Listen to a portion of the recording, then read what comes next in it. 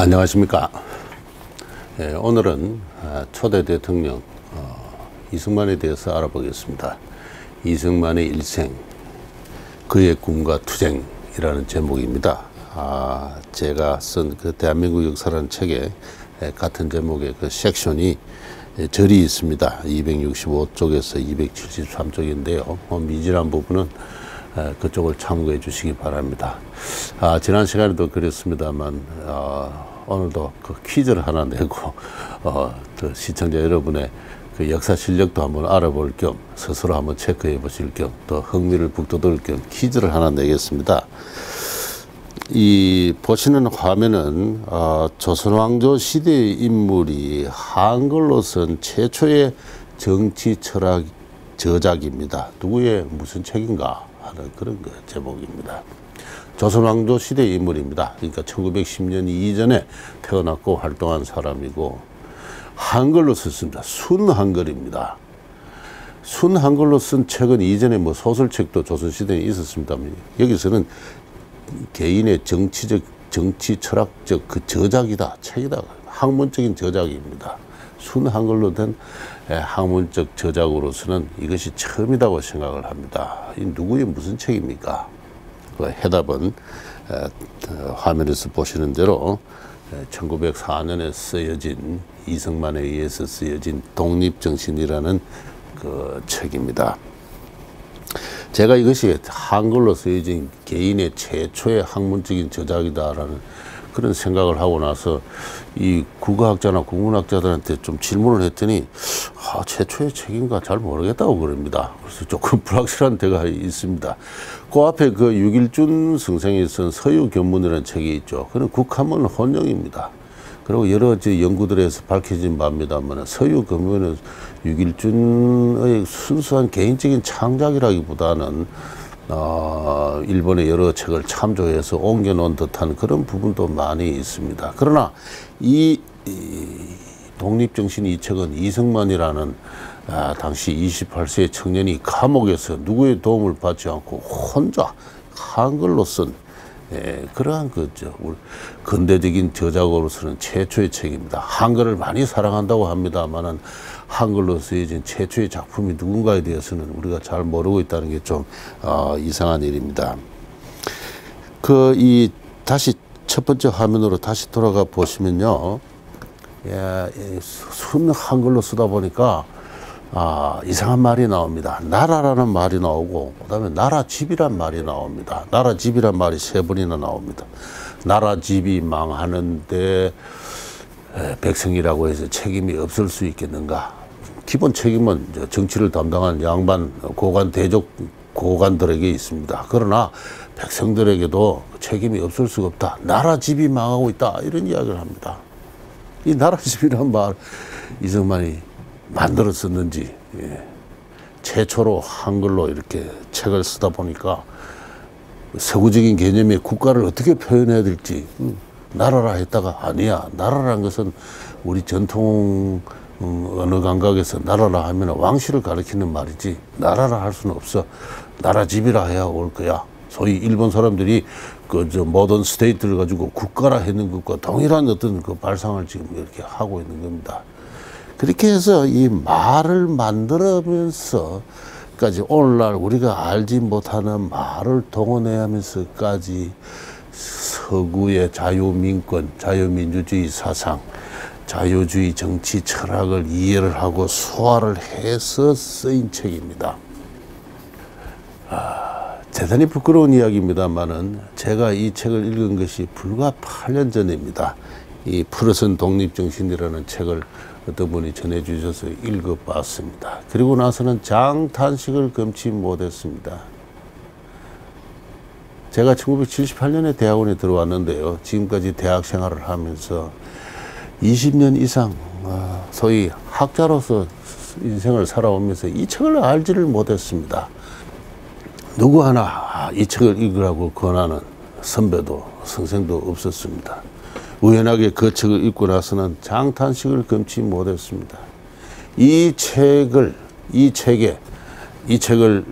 배제하고서는 그 시대 역사가 설명될 뿐만 아니라 이후 한국사, 오늘날 대한민국사를 설명할 수 없다고 생각이 들었습니다. 우리는 흔히 조선 후기 실학에 대해서 이야기를 합니다.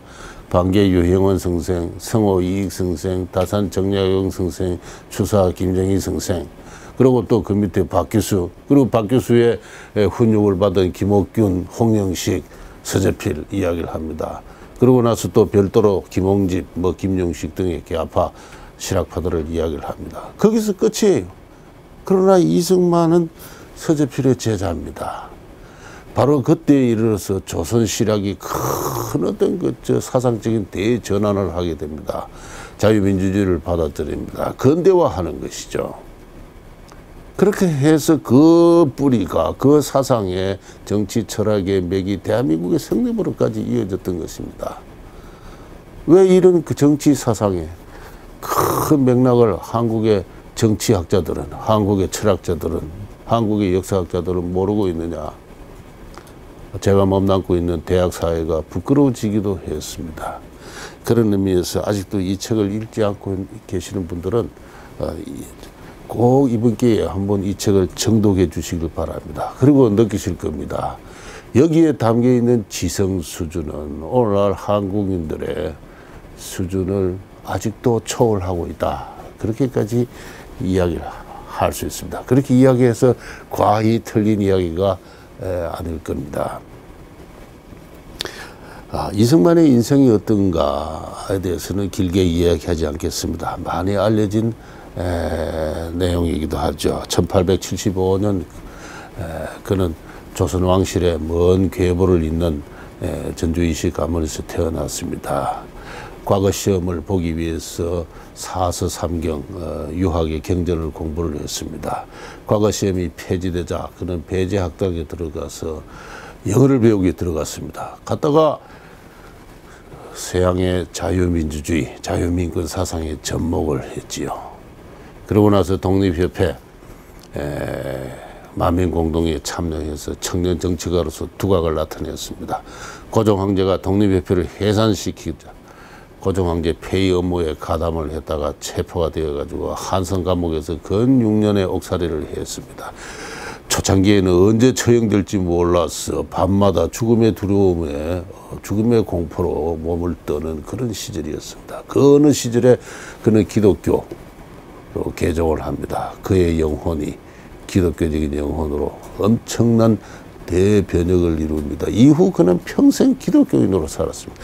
이승만을 이해하기 위해서 가장 중요한 포인트의 하나는 그는 종교인이었다는 것입니다. 미국에서도 독립투쟁을 하면서도 그는 기본적으로 종교인으로서 교회를 통해서 기독교적인 근대적 인간을 만들어내는데 그의 많은 대부분의 정력을 투여했던 사람입니다. 그의 정치 철학은 제퍼슨류의, 미국 제퍼슨류의 자유주의입니다. 그러면서도 미국 기독교의 어떤 개혁적인 어떤 사회 진화론을 받아들여 가지고 우리 한국인들도 어떤 그 기독교적인 자기 인격 수양을 통해서 아름다운 공동체를, 신의 나라를, The Kingdom of God, 신의 왕국을 이 나라에 건설할 수 있다 하는 그러한 신념에 가득 찬 사람입니다. 그러면서도 그가 동양의 전통이나 유교의 정치 철학을 무시했던 것은 아닙니다. 우리에게도 아름다운 정치 철학의 전통이 있다고 믿었고, 그 유교가 표방하는 어떤 도덕 정치의 그 아름다운 점에 대해서 나름의 또 소신을 갖고 있었습니다. 동서양이 접목이 돼서 새롭게 융합된 한국형의 근대 지식인, 이 바로 최초에 완성된 지식인이 바로 이승만이었다고 할 수가 있죠. 감옥에서 나온 그는 미국으로 넘어가서 워싱턴대, 하버드대, 프린스턴대에서 학부, 석사, 박사과정을 마칩니다. 정규 교육을 받지 않았던 이미 또 나이 30세가 넘긴 사람이 어떻게 미국의 그 대학 과정을 이수할 수 있었을까? 그는 탁월한 지적 능력의 소유자였습니다. 감옥 6년 동안 그는 매우 광범한 독서를 통해서 서구의 정치사, 사회사, 역사를 이해를 하고 있었고, 그런 그 감옥 대학의 어떤 그 교양, 훈련을 토대로 해서 그는 미국에서 박사학위를 취득했습니다. 박사학위 논문은 대단히 훌륭했고 그가 박사학위로 출간한 직후에 미국 여러 대학에서 교수직을 제안했습니다. 그러나 그는 망해가는 나라를 구하기 위한 독립운동에 그의 인생을 헌신했습니다. 나라가 망했다는 사실은 이후에 최남선 선생이 잘 표현을 했습니다만은 이 나라 백성들이 삼계를 떠도는 비릉병이나 된 것과 다를 바 없습니다. 그런 것들은 이 세계 지도에서 그 이름이 지어진 나라를 회복시킨다는 것은 거의 불가능한 일에 가깝습니다. 단순하게 일본이 한국을 병탄한 것만 아닙니다. 국제 열강이 합의하고 동조한 사건입니다. 영국은 영일동맹을 통해서, 미국은 필리핀의 영유를 통해서, 그리고 최종적으로 러시아가 동의를 함으로써 1910년에 소위 비극적으로 대한제국은 패망을 한 것이죠. 그 국제적 사건, 그 국제적 정세를 되돌려 놓고 나라를 다시 세운다는 것은 언제 가능할지 알 수 없는 일이었습니다.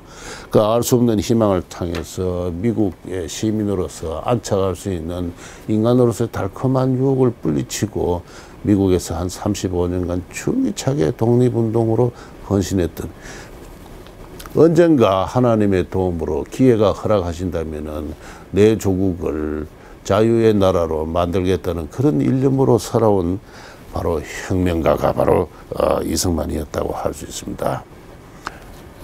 조금 전에 말씀드린 대로 조선 왕조가 대한제국이 패망하고 일본에 병합이 된 것은 그 자체가 국제적 사건이었습니다.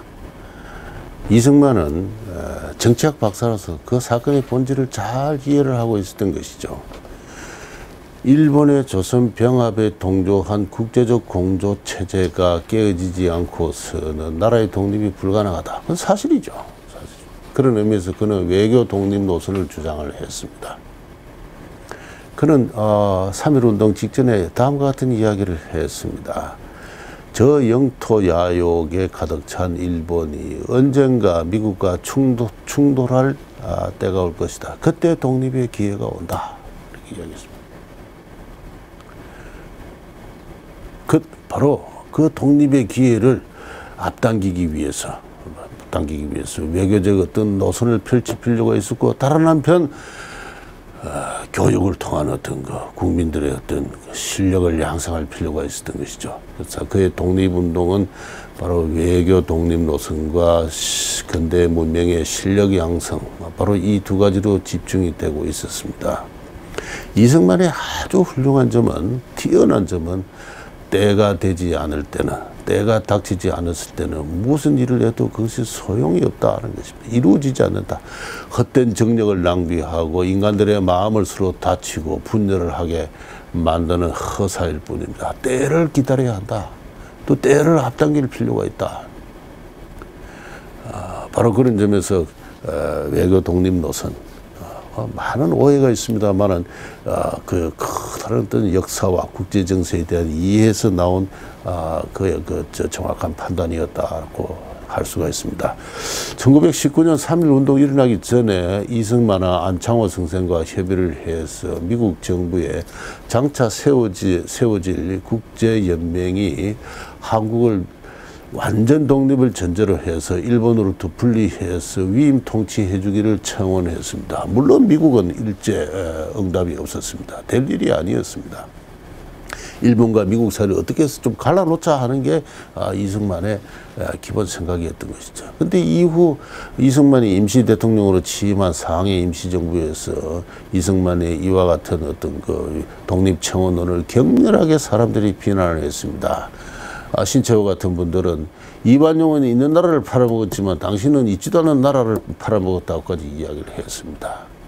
그 성리학자들이 당시의 국제 정세를, 대한제국의 패망을, 한국에 대한 미국의 입장을 어찌 알기나 했겠습니까? 무장 독립 투쟁이라는 게 있습니다. 하와이에서 박용만 씨와 격렬하게 투쟁을 했습니다. 하와이에서 한국 청년들을 군인으로 군사 훈련을 시켜가지고 하와이 진주만에 입항하는 미 해군을 공격하겠다는 그런 뜻입니다. 만약 그런 일이 실제 있었다 보십시오. 미국 사회에서 한국인들은 소위 말해서 오늘날 빈라덴과 비슷한 말이지. 그런 테러나 일삼는 어떤 민족이라고 비난을 받는 가운데 독립운동의 근거지마저 상실될 위험성이 있습니다. 그거는 미국에서 했을 일이 아니었습니다. 그 한국인들이 군사훈련을 하는 것을 보고 하와이 일본 영사가 하와이 주지사에서 항의를 했습니다. 하와이 주지사의 간단한 행정명령으로 그 학교는 폐쇄되었습니다.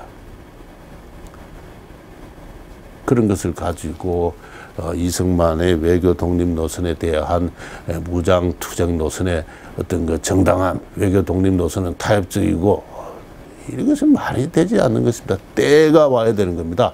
이후 태평양 전쟁이 벌어지자 이승만은 미 군부에 요청을 해서 장차 한반도에 상륙할 한국인들의 청년의 군사훈련을 시키는 것입니다.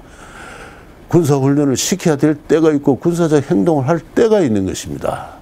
바로 그런 이와 같은 그 때를 적절히 알았던 분이 태평양 전쟁이 벌어지고 나서 이승만의 일관된 어떤 독립운동과 하나로 초점이 모여져 있었습니다. 한반도가 소련에 점령될 위험이 있다는 것입니다. 여러분 세계 지도를 보십시오. 유라시아 저 끝에 사막이 붙은 한반도가 이 유라시아 대륙의 3분의 1을 차지하고 있는 소련에 의해서 점령된다는 것은 너무나 쉽게 예상할 수 있는 일이었습니다. 당시 많은 사람들이 그런 예상을 했습니다. 미국도 한반도의 군사적 가치에 대해서는 미국이 굳이 여기에 얽매일 필요가 없다는 것이 미 군부와 국무부의 일관된 입장이었습니다. 소련과 협조해서 한반도에 미국의 이해에 걸맞는 국가를 세우면 최선의 길이다 하는 그런 막연한 생각을 하고 있었을 뿐이었습니다.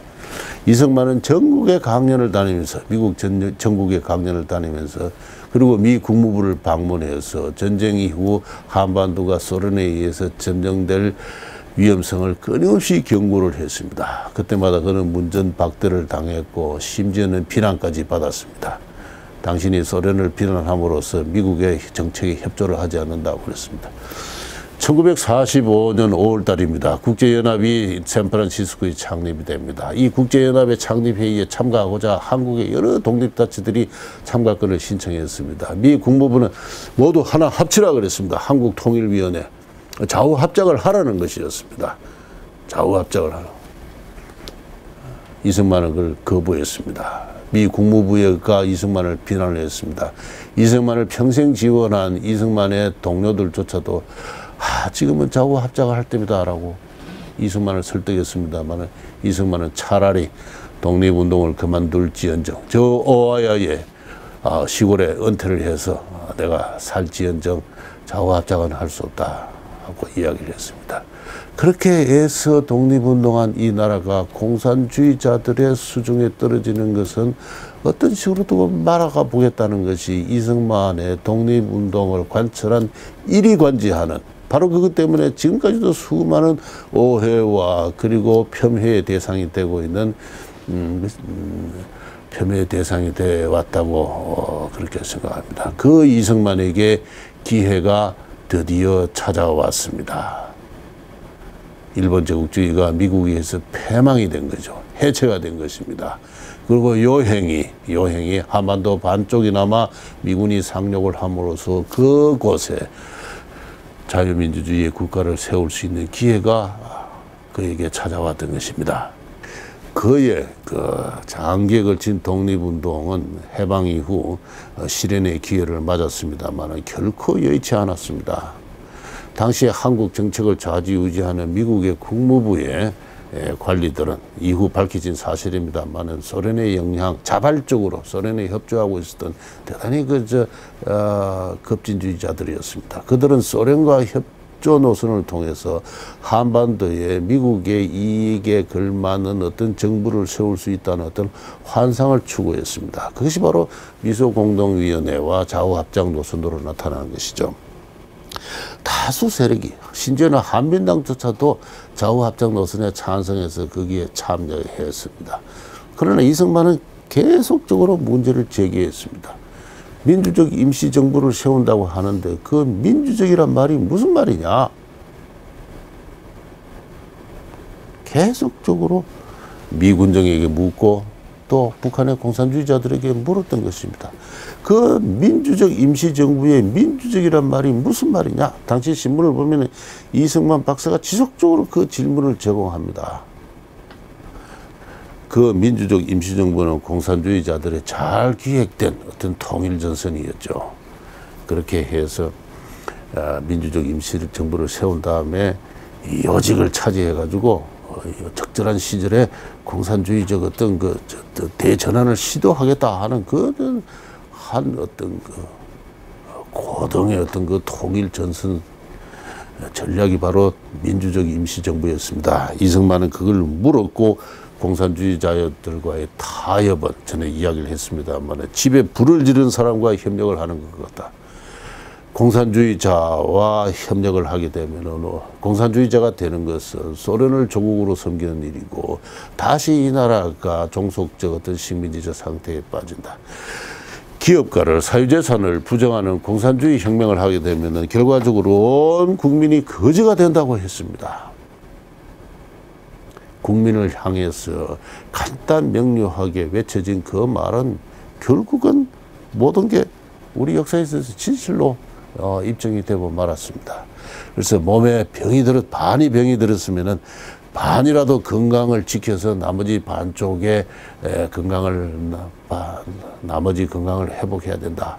그렇게 해서 남한만이라도 우선 자유민주주의 국가를 세워서 장차 북진 통일을 해서 북한으로부터 공산주의 세력을 몰아내고 북한 동포들에게도 자유민주주의의 선물을 안겨야 된다. 이런 확신을 가졌던 것이고 그런 주장을 계속했습니다. 그의 주장은 매우 간단 명료했고 강렬했습니다. 당시 대부분의 한국인들은 그가 무엇을 이야기하고 있는지 쉽게 알아들었습니다. 그리고 쉽게 강렬하게 그런 지지를 했습니다.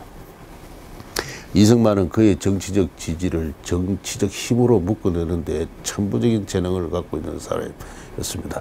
그의 경쟁자들 여운형 씨, 그다음에 김규식 씨 다 훌륭한 분들이었죠. 그러나 어떤 그 옥죄는 어떤 압박이 모순이 닥쳤을 때 그분들은 그걸 헤쳐날 그 능력이 없었어요.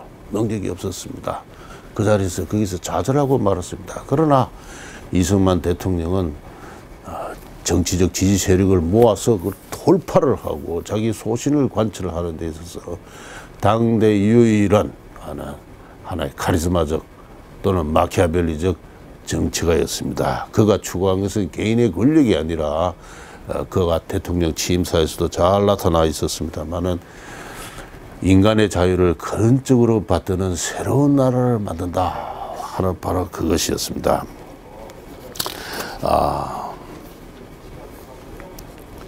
이 새로운 나라를 만드는 과정이 결코 쉽지 않았다 하는 것을 지난 시간에 제가 잘 이야기를 했습니다. 그는 오랜 동안 외국에 망명 생활을 했고 그 결과 국내에 자기의 토착적인 기반이 없었습니다. 토착적인 정치 세력은 토착적인 정치 기반은 한민당이 장악하고 있었습니다. 그 국내에 뿌리를 두고 있는 사람들이죠.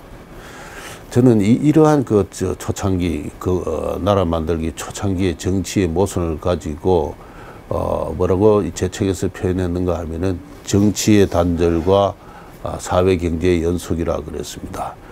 총독부가 해체되고 미군정이 들어서고 대한민국 정부가 들어서고 하는 그 엄청난 정치적 단절입니다. 정치적 단절입니다.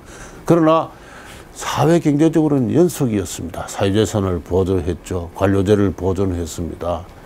연속적이었습니다. 따라서 일제하에서 그 기득권 세력, 지배계층들이 그대로 국회로 진입을 했습니다. 실질적인 권력은 그들에게 있었습니다. 그러나 정치적 권위는 새로 독립운동을 하고 그리고 나라를 세운 그 권위는 이승만에게 집중되어 있었습니다. 다른 모든 경쟁자들은 그 미군정 건국 과정의 혼란기에 다 소거되고 말았습니다. 건국 정치의 건국의 원hun으로서의 카리스마와 권위는 이승만에게 집중되어 있었습니다. 이 두 개의 모순이 구체적으로 정부 형태에 있어서 대통령 중심제냐 내각 책임자냐 하는 이후 지난번에 말씀드렸습니다만은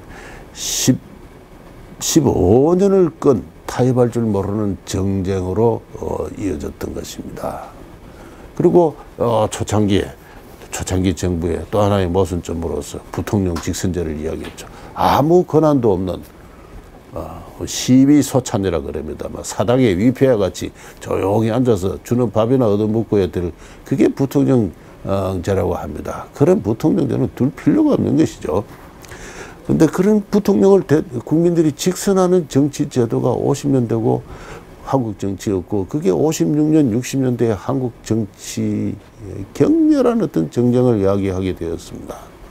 이런 모순을 뚫고 이승만이 대통령 중심제, 대통령 직선제 정부를 강인하게 어떤 돌파를 하게 된 것도 바로 이 길이야말로 한국의 민주주의를 육성하는 것이다 하는 그의 강력한 신념, 다시 말해서 인간의 자유를 근원적인 가치로 받드는 새로운 나라를 만든다는 그의 망명 40년 생활, 그 과정에서 수없이 겪었던 인간들과의 대립과 투쟁과 때때로는 암살과 저격과 어떤 물리적 폭력을 충돌하는 그 한국인들끼리 독립운동 과정에서 그가 지켜온 소신이었던 겁니다. 바로 그 자기의 소신을 정치적 역량과 함께 지지 세력을 묶어서 돌파할 수 있는 그러한 당대의 유일한 정치가 있다, 그렇게 이야기할 수 있습니다.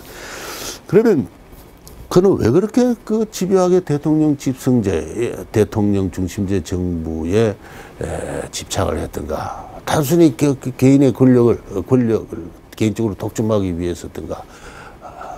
그렇지만은 않습니다. 50년대 한국 정치는 해야 될 여러 과제가 있었습니다. 가장 중요한 것은 북한 공산주의 세력으로부터 이 한국을 방해하는 일이었죠. 국방을 튼튼히 해야 됩니다. 군대를 건설해야 됩니다. 우리 힘만은 안 되니까 미국을 끌어야 됩니다. 어떻게 하면 미국과 동맹체제를 형성해야 되는가? 일본과는 어떻게 해야 될 것인가? 당분간은 강경한 노선으로 일본과 대립한다 그랬습니다. 그렇지 않으면 이 두고 간 재산을 찾으러 일본이 다시 미국의 힘을 빌려서 들어올지 모른다, 이런 생각했습니다. 그래서 대일 강경 노선, 미국과의 동맹 노선, 그걸 통해서 자주국방 70만 군대를 양성을 한다. 또 이를 위해서 경제를 건설하기 위해서는 또 미국으로부터 어떻게 하면 대량의 원조를 얻을 수 있을 것인가? 그 원조를 또 어떻게 하면 또 이 경제 건설에 효율적으로 쓰기 위해서 또 환율 정책을 어떻게 할 것인가 하는 여러 가지 문제가 복합적으로 얽혀 있었던 것입니다. 그래서 나라 만들기 초창기 과정에서 일본과 미국과의 관계를 어떻게 할 것인가, 정부 형태를 어떻게 가져갈 것인가, 군대를 어떻게 건설할 것인가, 자주경제를 어떻게 이룩할 것인가가 모두가 한 덩어리가 되어가지고 야당과 어떤 타협할 수 없는 근본주의적 대립, 그의 혼자 힘으로 막아내고 관철했던 것입니다. 혹자는 1956년 단계가 되어가지고 이승만이 그만 근자에서 물러났으면 좋았지 않았을까. 많은 사람들이 그렇게 이야기를 합니다. 그 시대 정치를 알지 못하는 사람들이 그런 이야기를 합니다. 그만두면은 내각 책임제 개헌을 해서 그가 이룩한 모든 것이 허물어집니다. 이승만 역시 탈출구 없는 막다른 길로 들어서고 있었는데 중도에 그만둘 수가 없었던 것이죠. 저는 그러한 비극적인 상황을 가지고 호랑이 덕에 올라탔다라는 그런 이야기를 했습니다. 그가 56년도에 대통령에 당선되고 나서 이후 그의 마지막 임기 기간에 조봉암 사건이 있었습니다. 좀 오해 여지가 없이 들어주시면 감사하겠습니다만, 이 조봉암 사건은 저는 이승만의 우리 최후의 본공이다, 그렇게 생각을 합니다. 조봉암이라는 사람이 2대 선거, 3대 대통령 선거에서 출마해서 차점자로서, 더구나 제3대 대통령 선거에 있어서는 무려 전 국민의 30% 가까운 지지를 받는 대중정치가로 이미 성장해 있었습니다. 그가 진보당을 창당을 하면서 수탈 없는 계획경제, 그리고 남북 평화통일을 이야기하기 시작했습니다. 이승만은 그것을 용납할 수가 없었던 겁니다. 뭐 실정법상으로는 어느 정도 말이죠, 그게 재판이 합법적인지 저는 논쟁을 하지 않겠습니다. 그러나 이승만은 그 조봉암을 결국 처형을 했습니다. 미국이 특사를 보냈습니까 하면서도 말렸습니다만 이승만은 자기 한 몸을 내 던지고 있었습니다. 그리고 미국은 실행하지 못한 에버레디 플랜을 다시 작동할 기회를 보고 있었고 이승만도 잘 알고 있었습니다. 그러나 저 사람은 위험하다. 만약에 생각해 보십시오. 이미 이승만이 죽고 그 국민적 지지를 받는 조봉암이 60년대, 70년대, 조봉암 씨가 1898년생이니까요. 1960년대, 70년대까지 한국 정치를 좌지우지하는 정계의 거물로 살아 있었고 그가 집권을 했다면은 아마 그렇게 되었을 겁니다. 박정희 시대는 열리지 않았을 겁니다. 한국의 고도 경제 성장의 역사는 아마도 없었을 겁니다. 이승만이 그 모든 것을 예상할 수는 없었죠. 그러나 그 종교적 신념으로 이 나라는 인간의 자유를 근본적인 가치로 받드는 나라로 발전함에 있어서 조봉암과 같은 저와 같은 급진적인 어떤 사회민주적 노선 그리고 북한과의 어떤 그 협조를 전제로 하는 저와 같은 정치 노선은 대단히 위험하다라고 생각했던 것이고 그는 그의 마지막 정치적 선택에 있어서 조봉암과 함께 우리 한국 정치사에서 쓰러졌던 겁니다.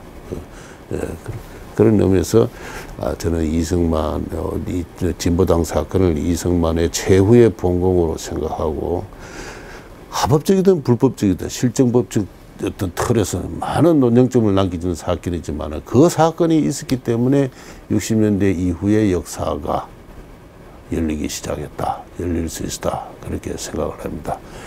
한마디로 이승만은 혁명가였습니다. 나라 되찾기. 나라 만들기의 혁명가였고 그 혁명가가 선택한 모든 것을 민주냐 독재냐 합법적이냐 불법적이냐 하는 어떤 그러한 그 실정법적인 틀 속에서 우리가 판단할 수는 없다. 그가 남긴 거대한 유산 한마디로 말해서 대한민국의 내셔널 아이덴티티 반공주의 대통령 중심제 한미 동맹 그리고 기업가들이 중심이 된 시장경제 체제 이런 거 이승만이 뿌린 씨앗입니다. 그 씨앗 위에 이후 역사가 전개되었다 하는 점을 제가 힘주어 강조해 드리고 싶습니다. 예, 감사합니다.